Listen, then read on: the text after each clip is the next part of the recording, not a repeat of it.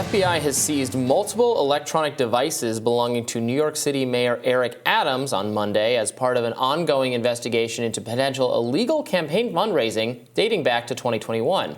According to multiple reports, Adams was confronted by FBI agents after an event and served with a warrant to confiscate those devices. Investigators are probing foreign campaign donations Adams allegedly received from Turkey back in 2021 when he was still the Brooklyn borough president, running for mayor of the Big Apple. Adams denies any wrongdoing, and it should be noted he has not been charged with anything.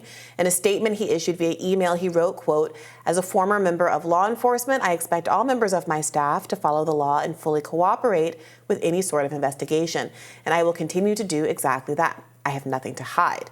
The Hill reached out to the FBI's New York field office, but the agency declined to comment. So this is interesting. So there's no evidence yet that there's no reason to think Eric Adams necessarily is a target of the investigation. He's not been charged with anything. It seems to hinge on an aide to him. Her name is Briahna Suggs. She was a intern actually, and then became one of the major campaign fundraisers when he was running for mayor. And the issue is, the allegation is that some of these, there was a fundraiser that was organized by a building that might be jointly owned by the Turkish government or Turkish financial interests, and then Turkey specifically wanted its new consulate opened up in time for I believe a UN meeting, but the fire department had not approved this new building's fire safety practices, and Eric Adams, when he became mayor, was able to convince them to sanction the new building. So the question is, did Turkey make some kind of improper fundraising thing for Eric Adams as kind of this quid pro quo? That's what I'm piecing together based on what the New York Times has reported so far. And there's not an arrest or indictment or anything of that nature yet. So it's not known whether he violated ostensibly some campaign finance rule. So this story really emerged on the 2nd of this month when there was a warrant against Briahna Suggs and confiscated some of her devices and a manila folder from her house that was labeled Eric Adams. The warrant obtained to search Mrs. Suggs' home sought evidence, this is again from the New York Times, of a conspiracy to violate campaign finance law between members of Mr. Adams' campaign, the Turkish government or Turkish nationals, and a Brooklyn-based construction company, that's the KSK Construction, I think that you alluded to, whose owners are originally from Turkey. The warrant also sought records about donations, this is an additional piece, from Bay Atlantic University, which is a Washington, D.C.-based college whose founder is Turkish and affiliated with a school that Adams visited when he went to Turkey back in 2015 when he was Brooklyn borough's president. So the question is whether or not this relationship that's stretched over a course of years with various Turkish nationals were part of a pay-to-play scheme. The warrant also inquired as to whether or not there was a straw donor scheme where people are able to donate to campaigns through other people disguising who the core donor actually is.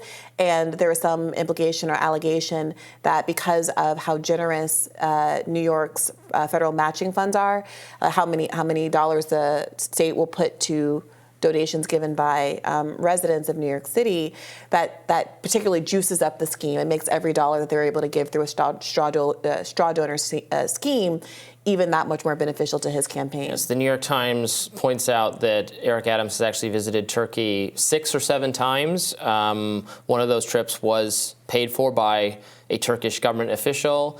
So I should clarify, it was after he had won the Democratic nomination, defeating Andrew Yang and some others. I think before he had actually become mayor was when he contacted the fire commissioner and relaying the Turkish government's desire to use the building on a temporary basis. And then the city did ultimately grant occupancy for that building. So, I mean, we'll have to see how it turns out. He could maybe say, well, I relayed their request. It was not improper. Of course, it looks like he has a long history of connections to Turkish government officials. So there will be a lot to continue looking into here, I'm sure. Yeah, I mean, part of why this story, I think, has resonated so much is because people just don't like Eric Adams. Well, it's not just that. It's because he's been dodging these kind of mini scandals for a very long time. they don't just not like him. They don't like him for real reasons. And one of those reasons is that there was some debate as to whether or not he actually lived in New York City when he was running for office. He ended up bringing camera crews into an apartment that he averred was his, but the apartment didn't exactly look like a place that anyone had really lived in.